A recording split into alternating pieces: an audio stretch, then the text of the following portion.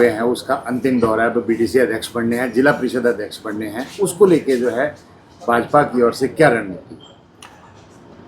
कि एक तो मैं प्रदेश की जनता का आभार व्यक्त करता हूं कि लोकतंत्र की सबसे छोटी इकाई, सबसे मूल इकाई को मजबूत करने की दृष्टि से जो जनमत आया है, उस जनमत में बहुत बड़ी संख्या में भारतीय जनता पार्टी को सहयोग मिला, समर्थन मिला।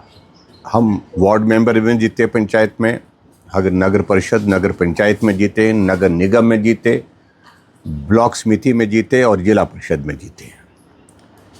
और ये मैं समझता हूँ कि एक तरह का बहुत बड़ा संदेश है, ज़मीनी स्तर से संदेश है कि हिमाचल प्रदेश में कांग्रेस की जो सरकार है उसका अब बहुत भविष्य नहीं है।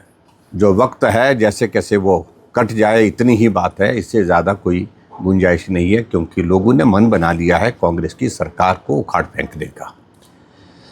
और इस जनादेश का मैं अभिनंदन करता हूँ, स्वागत करता हूँ। लेकिन विचित्र परिस्थिति हिमाचल के संदर्भ में ये है कि एक तो मुख्यमंत्री पहले चुनाव नहीं कराना चाह रहे थे, और चुनाव नहीं कराने के इरादे उनने जब जाहिर किए तो हम सुप्रीम कोर्ट तक लड़े। आखिरकार सुप्रीम कोर्ट ने तारीख तय कर दी कि इस तारीख तक जो है 31 मई तक आपको चुनाव संपन्न करने हैं। उसके बावजूद भी चुनाव की प्रक्रिया को प्रभावित करने के लिए बार बार प्रयत्न बीच में भी हुए, अभी तक भी जारी है। अब आप अंदाजा लगाइए,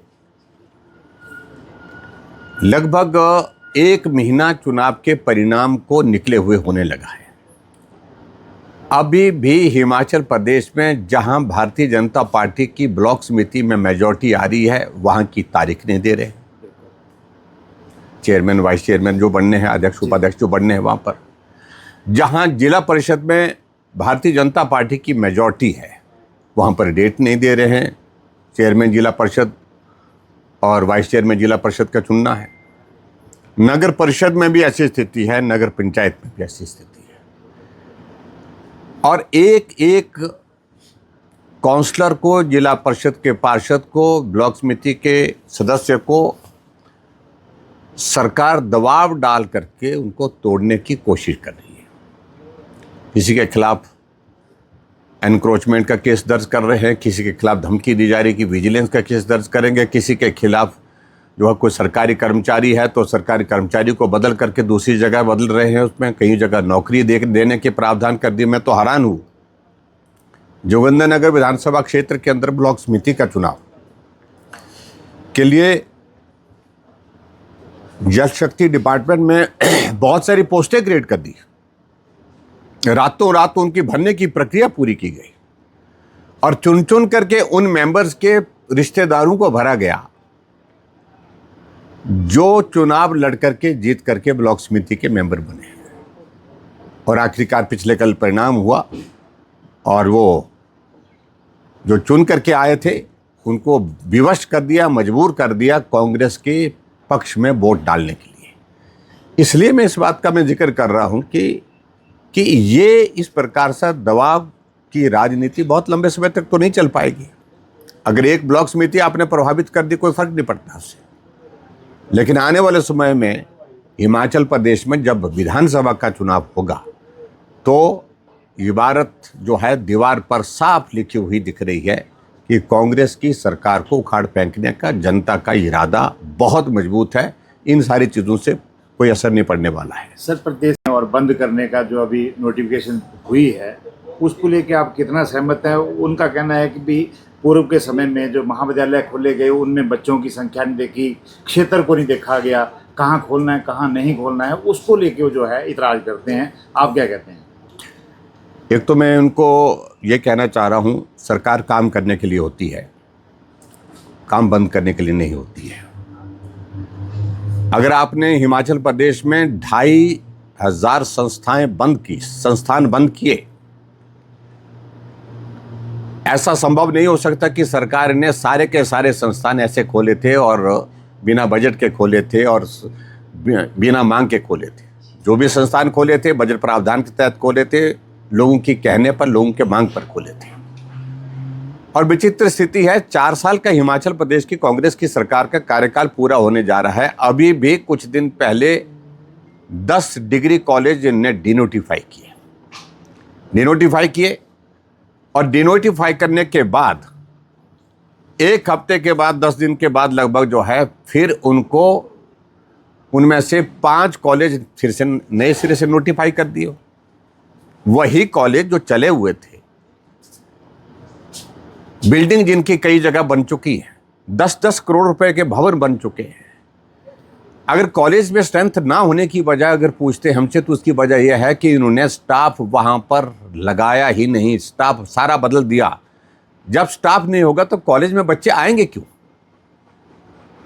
जिस कॉलेज में बच्चों को पढ़ाने के लिए वहाँ पर प्रोफेसर नहीं है, टीचर्स नहीं हैं, तो उस संस्थान में बच्चे कैसे एडमिशन होंगे? कहाँ ऐसे आप उम्मीद कर रहे हैं?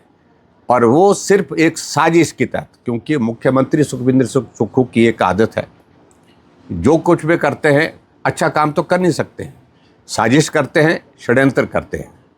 और आज वीरभद्र सिंह जी की जो है वो आज उनका जन्मदिन है, उनका जयंती है उनकी। वही कहते थे इस बात को लेकर के कि काम तो करता नहीं है, साजिश और षड्यंत्र करते हैं।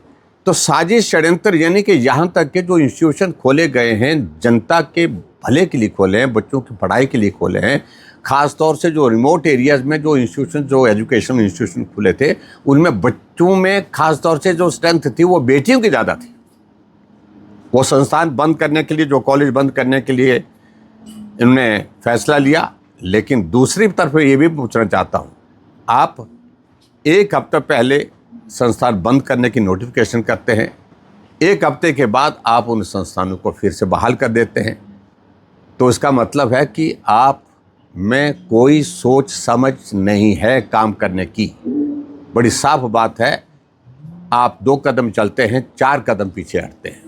रोल बैक गवर्नमेंट जिसको बोल सकते हैं, पलटू राम की सरकार जिसको बोल सकते हैं, गांव की भाषा में, सीधी भाषा में, सरल भाषा में, वो सरकार हिमाचल प्रदेश में सुक्खू जी के नेतृत्व में चल रही है। अभी भी हम उनको बोल रहे हैं कि भाई बस हो गया, आपके फैसलों से जग हंसाई हो रही है। आप कल्पना करिए, एक भी योजना 4 साल के कार्यकाल पूरा जो होने जा रहा है, इनकी ज़मीन पर उतरी नहीं। दूध पर बहुत लंबा भाषण देते थे, दूध अब लोग जो है सड़कों पर फेंक रहे हैं। आज मैं यहाँ पर आपके इस इलाके में बहुत बड़ी मात्रा में दूध हमारे किसान, जो हमारी बहनें, हमारी माता बहनें जो है वो बेचती हैं, देती हैं, जो मिल्क फेडरेशन को देती हैं और उसके बाद दूसरे जो कोऑपरेटिव सोसाइटीज़ को उनको देती हैं। लेकिन स्थिति ऐसी आई कि हिमाचल प्रदेश सरकार में भाषण तो बहुत दिए गए, दूध पर बहुत लंबे भाषण थे। दूध उनकी एक फ्लैगशिप स्कीम है, सबसे बड़ी स्कीम है। आज हालात ये है कि दूध जो है सड़कों पर उड़ेल करके फेंका जा रहा है, क्योंकि दूध लेने की सरकार की क्षमता ही समाप्त हो गई। हम दूध नहीं लेंगे। तो अगर आप अपनी ही बनाई हुई योजना को ठीक प्रकार से लागू नहीं कर सकते, तो आपका विजन का जो है सबके सामने पर्दाफाश हो गया। तो इसलिए मैं इन बातों को लेकर यही कहूँगा कि बहुत दुर्भाग्यपूर्ण है हिमाचल प्रदेश में जो सरकार बनी है, न काम करने की सोच है, चारों तरफ भ्रष्टाचार की सारी सीमाएं लांघ चुके हैं। कानून व्यवस्था की स्थिति ऐसी है कि 1 हफ्ते के अंदर 4 मर्डर हो रहे हैं, गोलियां चल रही हैं। शिमला की राजधानी में गोली से दिन दहाड़े हत्या कर दी जाती है। तो ऐसी सरकार से तो हिमाचल प्रदेश में मैं आपको बता रहा हूँ कि लोग अब ऊब चुके हैं, लोग बहुत हताश हैं, निराश हैं, नाराज़ हैं। सर, यहाँ में